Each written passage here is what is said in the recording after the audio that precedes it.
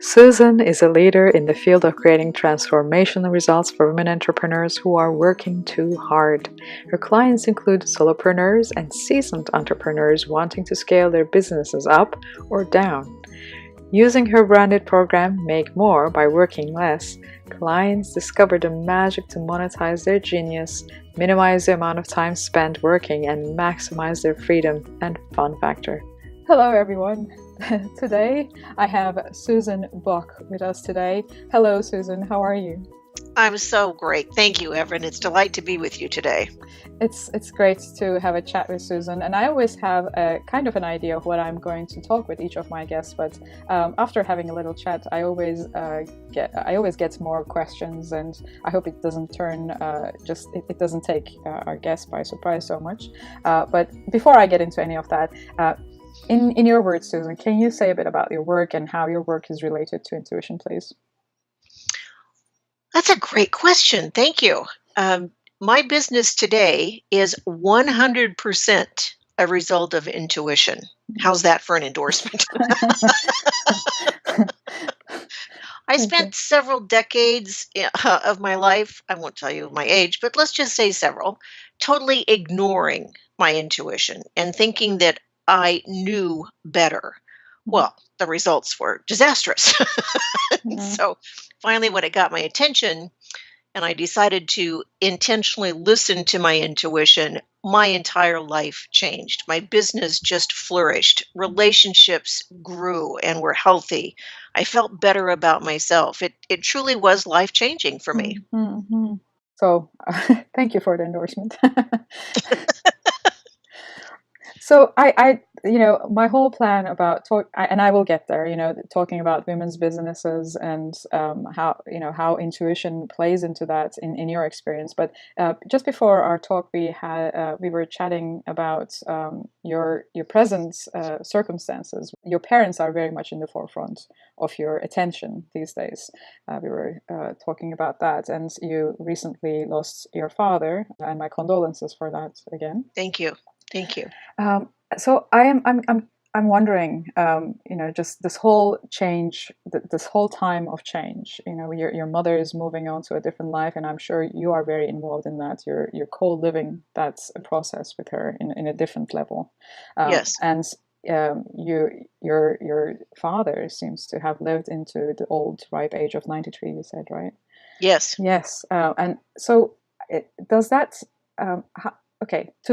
There are several questions I can ask here, I think. But the first thing is, I'm curious if it makes a difference when, when we lose our parents in that ripe old ages. Is it something that you could turn around and say he lived his life, and he's in a better place, or what is that grief like in that time? And I know it might sound like I'm steering off a little into intuition here, but because it's such an lived process in that level, and you are in it right now, I think it would not be fair to skip that part.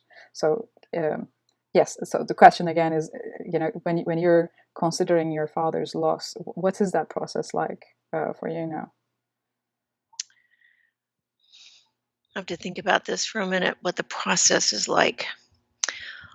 I would phrase it this way, Evan, that because I have come to recognize the truth of my intuition and trust it, I am experiencing the shift within myself as more of a transition rather than a loss. I don't feel that my dad is no longer in my life. In fact, I am more connected with his spirit than ever before because I do believe in this divine connection and the universal cord that ties us all together. And I think one of the most powerful messages I received from a friend and colleague after my dad's passing was that our ancestors go before us to pave the way and greet us when it's our turn. And so I believe that once again, my father has paved the way for me and will be there to greet me when it's my turn.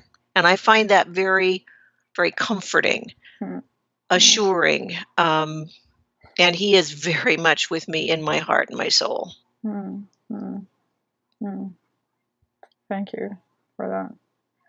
I can also experience the loss, if you will, that my mom, I can almost experience it, I can envision it, that she must be experiencing after being married to this man for 72 years, of having only dated him, and her entire life has been with this man since Mm. she was 18 years old. Wow. Actually, they started dating when she was 16. So imagine having that lifespan, just that 72 years plus 2 years of dating with one soul, one person, and now they are no longer at your side. Mm, Can you imagine the mm, loss that she's mm, experiencing? mm, Plus moving out of the home and into assisted living and saying goodbye to all of their possessions of, it's just, I just cannot fathom how mm, she must be, what she must be experiencing. mm, So I have empathy, and I believe in part that empathy is a result of being in touch with my intuition and allowing my intuition to be present. That it's as much about her at this time in our lives as it is about what she's experiencing, if that makes sense. mm, mm.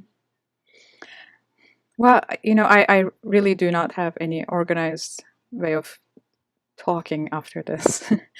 But what it brings up for me is because I don't like hammering it, especially around something so live and real for you.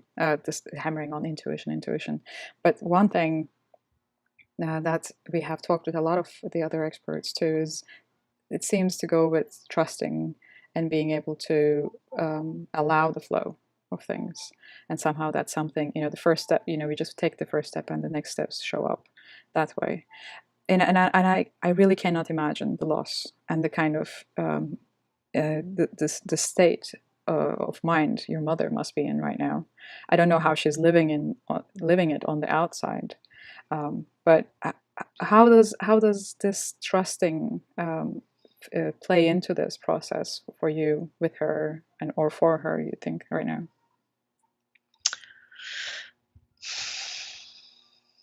Trust that I will be of service and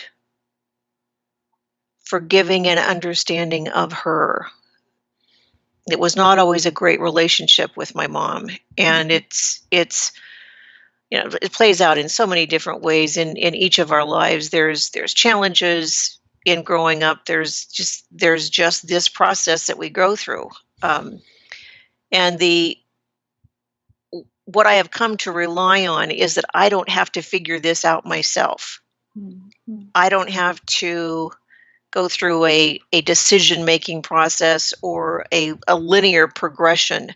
I don't have to know what the future has in store. I can trust that what I need to do right now is to show up, to be present, to be of service, and display to the best of my ability all of the attributes I have. Mm-hmm. I think Thank you so much, Susan. I know I put you on the hot seat from the start on such a sensitive topic, and you did not turn me down. So thank you for being so open. You're welcome. It's obviously very raw for me right now, Mm, and very important. It's mm, important for me to have this conversation, to share these words and thoughts, because a year from now, 6 months from now, I will perhaps not be able to. I will be in a different place. mm, mm, So I appreciate the opportunity that you've provided, Evan, for me to articulate this and perhaps give some comfort and solace and hope to people who might be experiencing a similar loss. mm.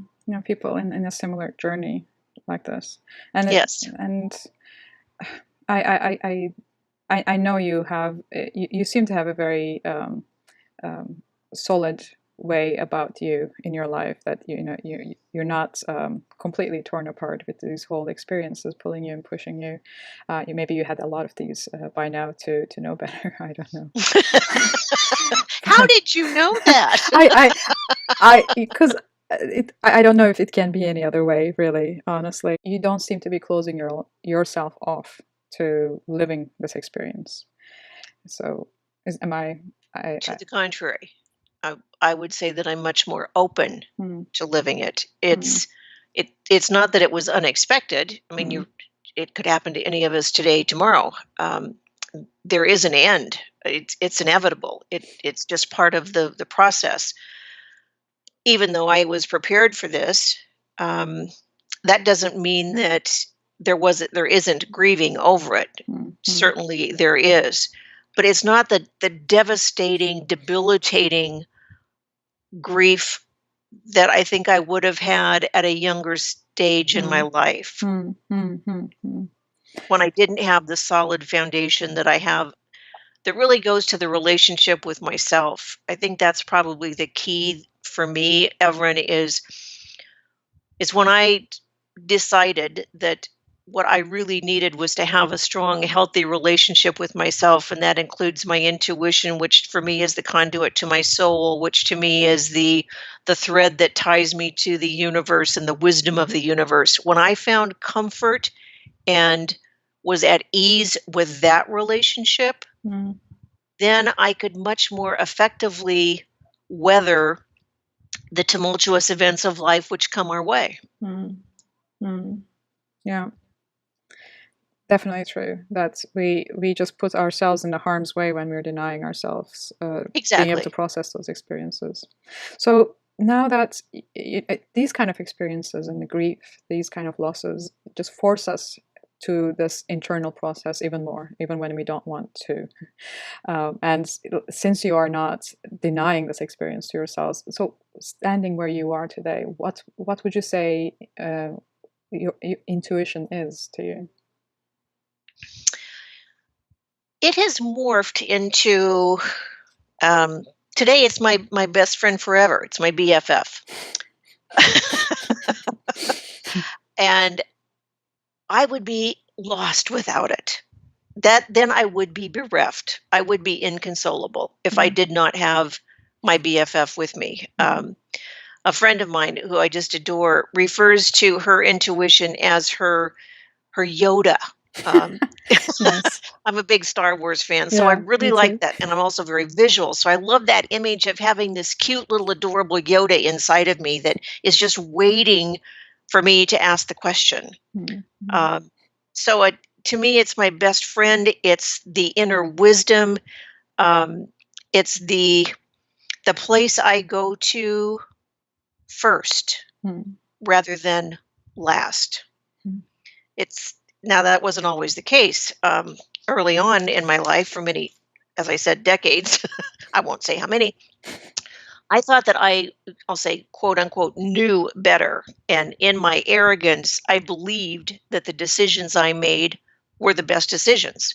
And mm, I ignored my intuition, pardon me, to my very own detriment.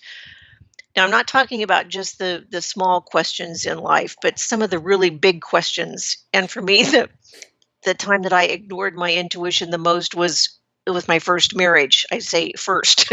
mm, mm, There's been two. The mm, first one was just disaster mm. because my intuition was telling me that it was the wrong thing to do. I ask this almost to all of my experts. How do you distinguish? Because what I'm understanding is what you were identifying as you knew better, because intuition is a part of us as well.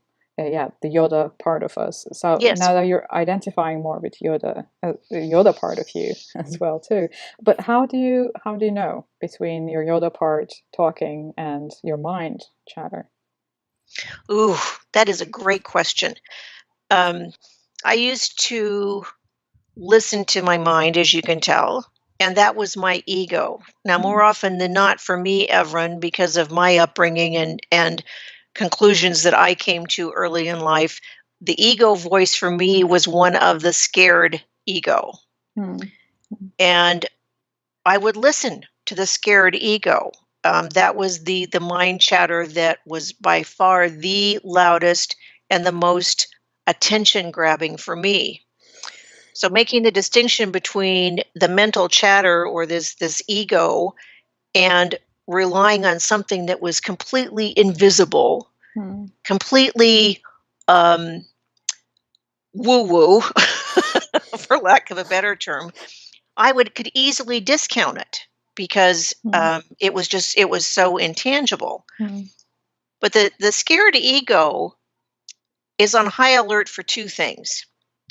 This is a fear of failure or the fear of rejection. That goes back to the early caveman days when Mm. we would not survive if we were thrown out of the tribe, out of Mm. the cave. So Mm. it's fear of failure, fear of rejection.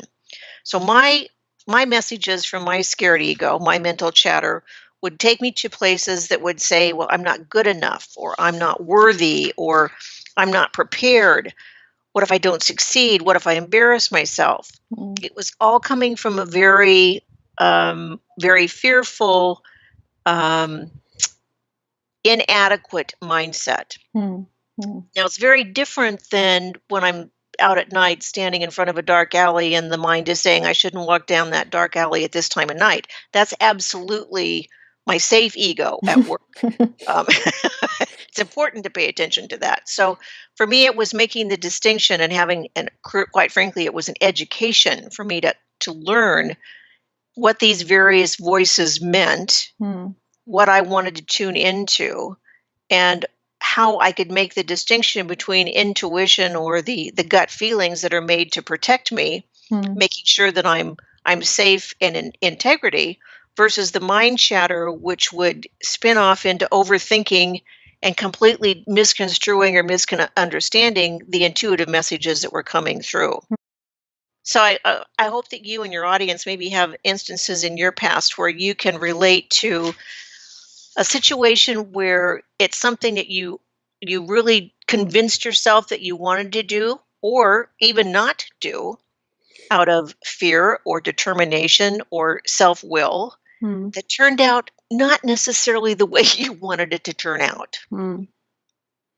So I'm all in favor of really investigating the messages that we receive because our minds are just incredible. As human beings, we are amazing. And we have such an abundance of resources available to us. And for whatever reasons, Evan, maybe it's just me, but I chose to just really focus in on a few of those resources rather than taking advantage of all of them. Mm. And Mm. over time, and getting, quite frankly, beat up enough, and making Goodness. really poor decisions, was like, let's take this bruised and battered body and say, Mm. okay, let's try let's try things a little differently. Mm. And that's what led me to really strengthening the connection with my intuition. Mm. Mm. Mm. Well, it's definitely true that we just cannot. I guess we really have to try everything else to return home and start trusting it. And I think this is where I want to bring it more to about what you do too. I know you're helping specifically women or mostly women, I think, Yes, um, and just people come to a place in their business and they want to level up, and it just comes to a place where they're starting to wonder if they know anything at all. Nothing starts to work and nothing starts to make sense and all that's those right. things. So I'm wondering how what can they do in, or I don't know if this is a part of your work already, that what how do they strengthen their connection with their intuition? How can anyone actually? Well, the way that you described often the state that women find ourselves in, particularly as business owners and entrepreneurs, is exactly how most of my clients come to me. Mm. It's when they are questioning that they know anything. They have so given themselves to building a business or creating a business to the detriment of relationships and life, and they're so unhappy, they're unfulfilled, and it's the messages that they've been receiving is that they're not doing enough Mm. or that they aren't enough and they need to do something different or take another program or buy a new product in order to improve the business, when in fact, learning the hard way, what I can say with confidence and conviction is exactly the opposite. You need to do less. Mm.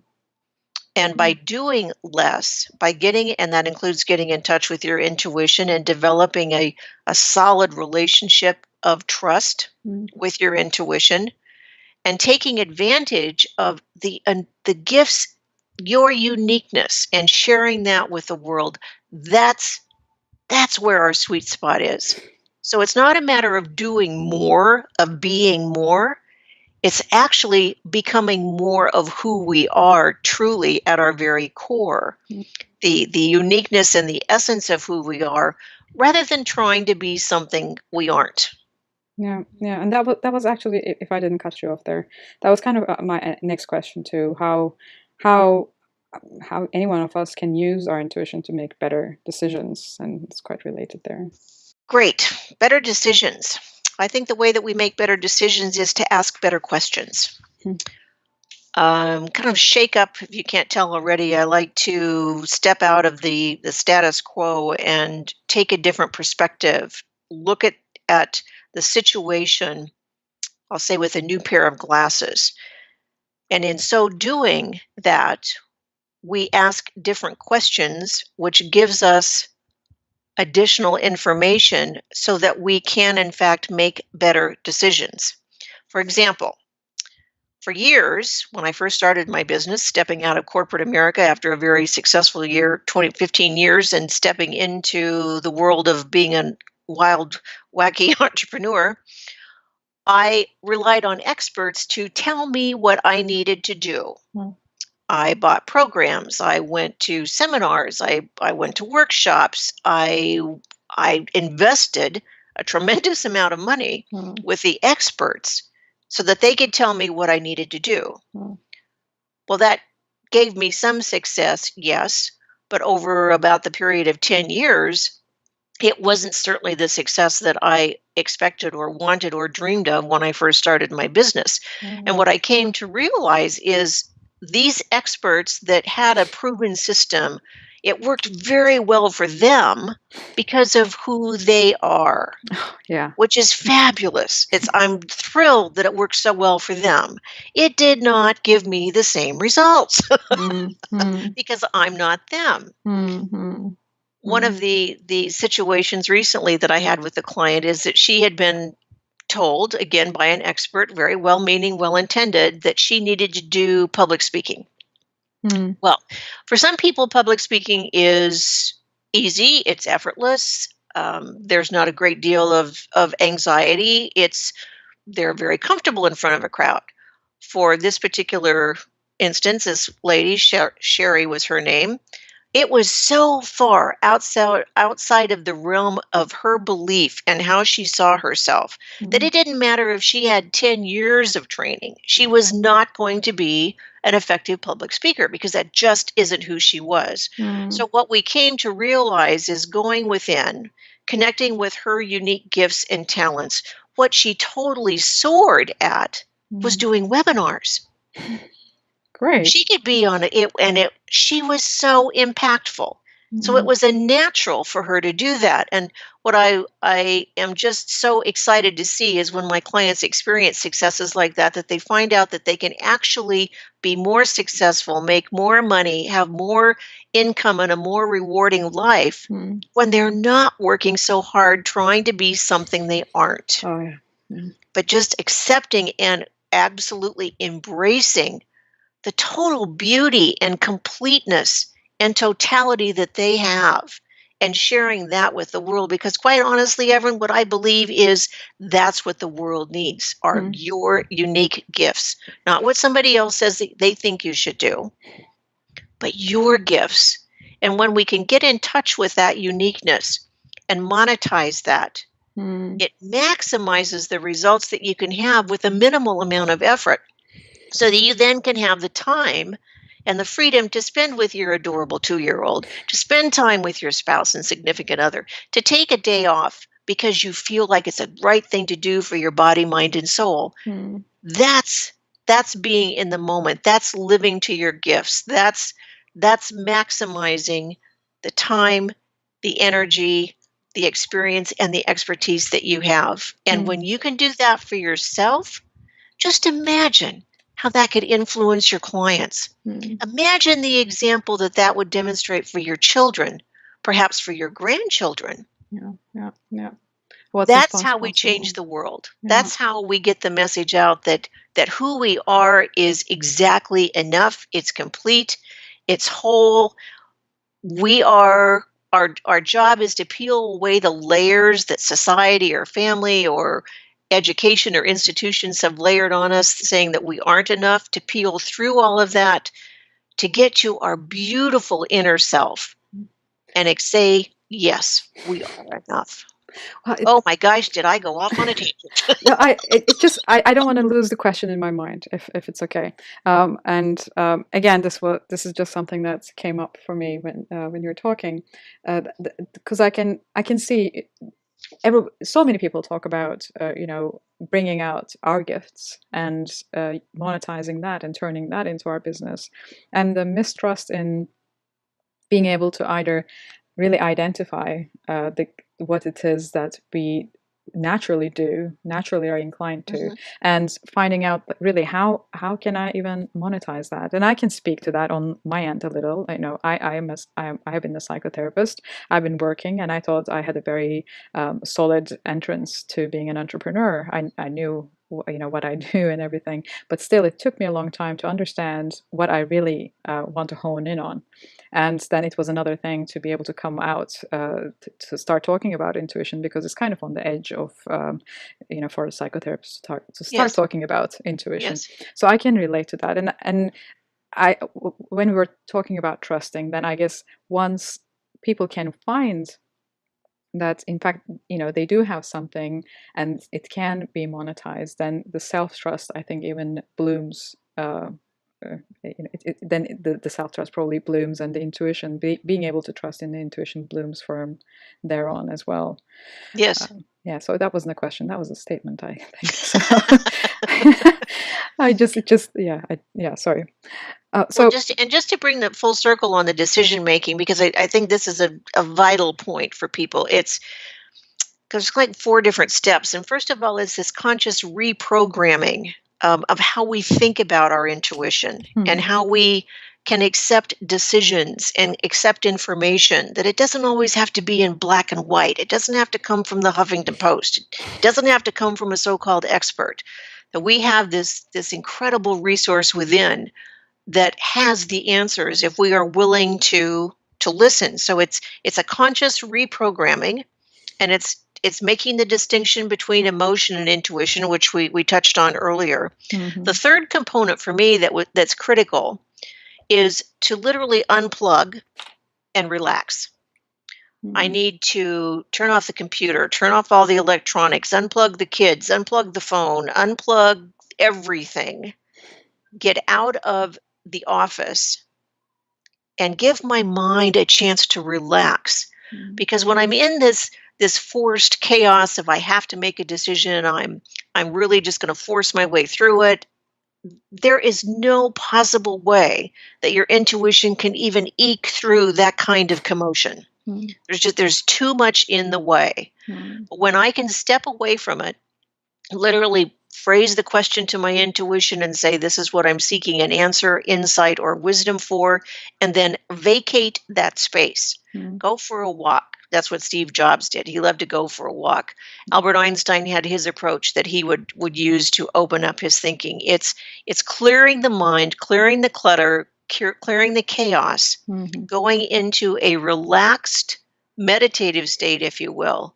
That's when the intuition can really be heard, and when it can come through most clearly without being filtered or trying to being deceived perhaps or misconstrued by other thinking. hmm, And the final step of the four is to start very slowly. Take baby steps. I wasn't ready just to turn over the decisions of my life to my intuition. I mean, granted, I hmm, knew it was there and it was a viable resource, and I wanted to utilize it more effectively and efficiently. But as a human being, I just couldn't make the quantum leap of saying, okay, from now on, 100% it's intuition.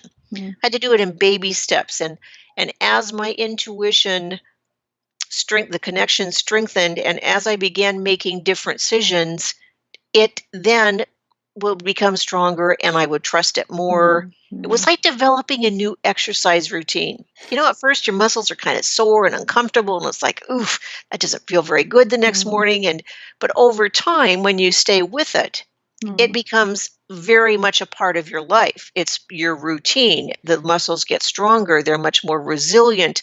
You can do things that you couldn't do previously because you have the strength, the tenacity, and the resilience to be able to do something. mhm. That's to me what you're doing with your intuition is it gives you the ability to do things that you could not have previously done. We're talking about intuition and developing our intuition, and oh, okay, this was what came up for me. So one of the things that I get from people when I talk about intuition and trusting your intuition and your intuition knows, one of the things that I get from people is I think it's a bit of a uncomfortable statement to think that they know everything to say. It's not, and I want to relay to people that intuition is not about omniscience. You don't have to know everything. We cannot always have the right perspective. We may not have enough experience, or we're not going to have all the data, right? um, Right. yeah. So Actually, can I comment on that? yes, yes, please. As I became to trust my intuition more, I was freed from the expectation of having to have all the answers. Good. That became my liberation.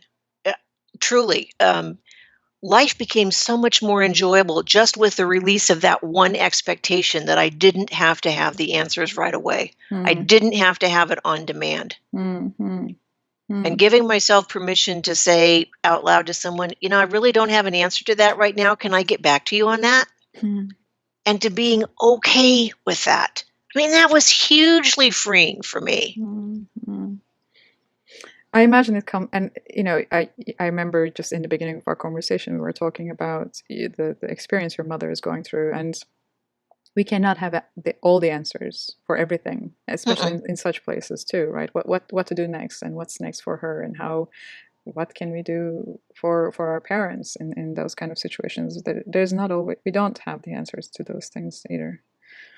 And it comes, sorry, just and you also mentioned being able to ask the questions. Maybe we can just say, it is about finding the right questions to ask so we can align ourselves with the answers as well. Exactly. Yeah.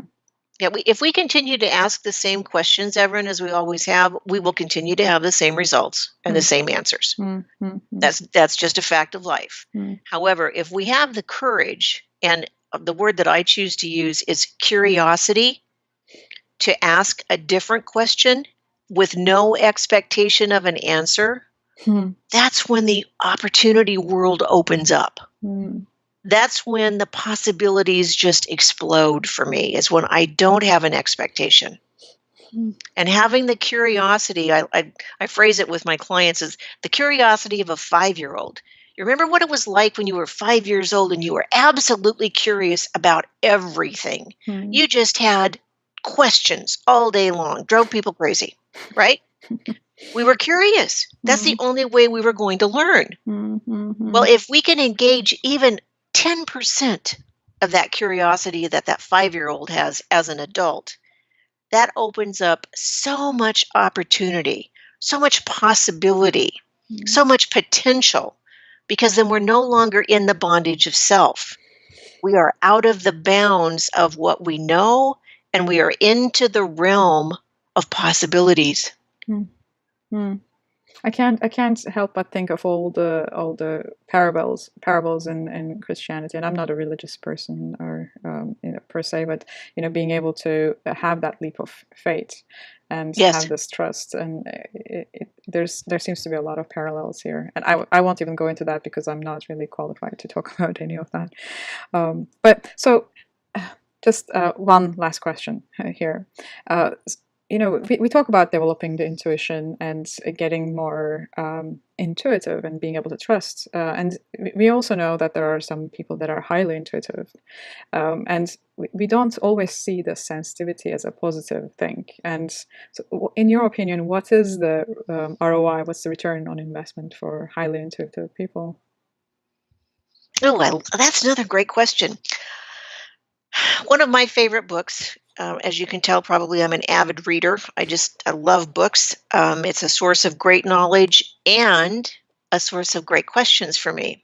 Well, one of the books that I read recently, which resonated with me, is it's titled Thrive, and it's by the president of Huffington Post, Mm, Ariana Huffington. mm, And she said this in the book: even when we're not at the fork in the road, wondering what to do and trying to hear that inner voice, our intuition is always there, always reading the situation, mm, always steering us in the right way. mm, And when we pay attention, that's when we are living the pathway of being unblocked, mm, feeding and nurturing our intuition. And here it is, living the life in which we can make use of its wisdom and we can thrive in work, love, and life. Now, that's what I want, my dear. mm, mm, I want it all. And I mm, believe that right now I have it all because I choose to no longer be confined by what I know, to believe that I was put on this earth for a purpose, and that purpose is much greater than me. mm, And all I need to do is trust that I was given everything I need to succeed. To trust that I have the skills, that I am complete, that I know what to do, and that I will in fact live the life I was tended to live when I follow the path and stay out of my way. mm.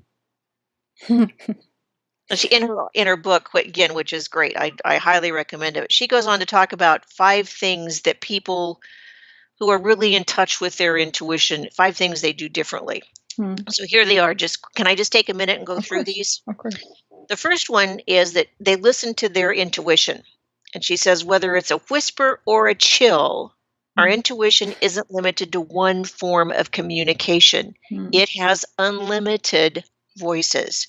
Now, isn't that just powerful? mm, mm, mm, The second thing is that they take time for solitude. We kind of touched on that earlier when I said I need to get out of the space that I'm in and free up my mind. They take time for solitude. The third thing is they create. mm, Albert Einstein, what possibly the greatest thinker of all time, says the intuitive mind is a sacred gift and the rational mind is the faithful servant. mm, So, as you increase your creativity and rely on this intuition, which is vastly more creative than I ever could be, you will become more of who you are. mm, The fourth thing that she says is they practice mindfulness. This one is a good one for me. mm, It's mindful practices are an excellent way to tap into your intuition because it filters out the mental chatter. mm, That mental chatter is what I call my head committee. It's just this nonstop dialogue. It's not a dialogue. It's a monologue that serves no useful purpose other than to distract me and keep me small. mm, So when I go into this mindfulness and become very aware of what I'm listening to and what this inner voice is saying and what my intuition is saying, that's when I can increase my compassion and my creativity mm, and then step into all the wonderful things that can be manifested as a result of that. mm, And here's perhaps the most important thing that of the 5 for me, and that is to let go of negative emotions. mm, Now, that's not to say that negative emotions aren't going to happen in their life. Obviously, they do. You might consider grief as a negative emotion. Granted, we're going to have that. However, that doesn't mean that I need to live there. It means that I can experience it and move through it. I can become very angry, acknowledge what it is, recognize for what it is, and then move through it. mm, I don't have to take up residence in that negativity. mm, So if we can let go, release the negative ones as quickly as possible, then they will not cloud our intuition. mm, They won't influence. They won't like influence. I think that's the right word. If I'm really angry or mm. upset about something, it's very difficult for me to be open and receptive. Yeah, yeah. Recognizing things as they are. Yeah. Exactly, because I'm not at an energetic level to take things in. I'm at the energetic level to experience it. Mm, mm, But when I am at an open and receptive and higher energetic level, mm, I am much more willing and ready to receive. mm, So I think these five, at least for me, they were just great examples of how people can truly benefit from a practical standpoint, from a financial standpoint, from relationships in all aspects of mm, their life. mm, When mm. you're willing to do the work, because it does take work. Yeah, yeah. Well, thank you, Susan. I can tell you came prepared with all your codes and everything. So thank you for all the work that you put into it as well. It's truly my pleasure. I know you're sharing with our audiences 5 fast action steps to earn more, work less. Can you say a bit about your gift, please? Sure. Thank you. Go to my website, which is Susan, SUSAN, Bach, B as in boy, OCK.com. And on the homepage, if you scroll down to the bottom, it says Earn More, Work Less. Click here to discover my 5 fast action steps. And that's all you need to do to opt in. You'll receive a PDF, and it's 5 steps that you can take to Mm, actually maximize I'll say the return on investment, maximize the effort and the energy that you're putting forth every day, whether it be in your profession, in your business, in your personal life, in your own relationship with yourself. It's mm, 5 things that you can apply easily mm, each day. mm. Awesome, and it's easy peasy. Just you can everyone that's listening to Yeah, us, you I'm can all just about simple. yeah, just Lord go. knows there's enough complications in the world. We don't need to add to it. No, and I know, and you just boiled it down to 5, and you were very to the point in all through our conversation too. So I encourage everyone to just have a look what those great 5 steps are. And just before we close, is there anything that you'd like to leave our audiences with today, Susan? Yes, thank you for this opportunity, Evelyn, and I want to applaud you for the courage that you have demonstrated to step out of the norm, to step into what you believe is your path, your truth, your purpose, and to share it willingly and openly with the world. I applaud that. Thank you, Susan, and thank you for making time again. This is Eran Westhead. As we're closing, I say, trust your intuition.